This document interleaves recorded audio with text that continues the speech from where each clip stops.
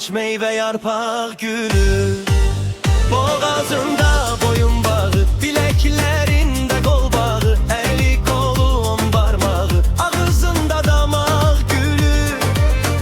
Eyninde gül köyneği, gözünde kara eyneği, uzun gehveyi bir çey, darananda darak gülü. Bir nazenin meşuken var, o gülende şağrak gülür. Onunla hem seda olur, ağaç meyve yarpak gülür.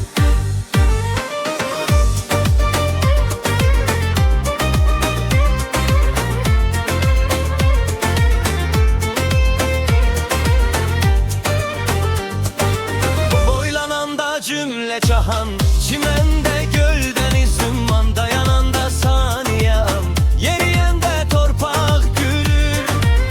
Halir işir yanağından, şerbet damır dodağından, lale çıkıp buxağından, gözleri de parlak gülür.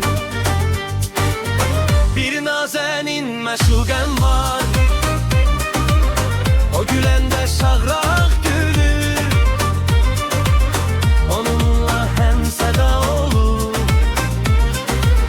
ağaç meyve yarpak gülür.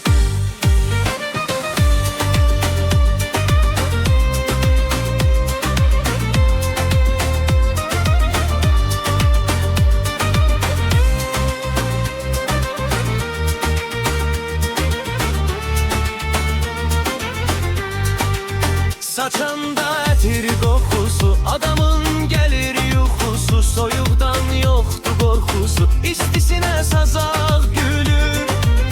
Vardır gözəl təbiyyəti, şirin dili nəzakəti, sevinir şəri xəyanəti, o danışanda haq gülür. Bir nazenin məşuqən var, o güləndə şağraq gülür. Seda olur,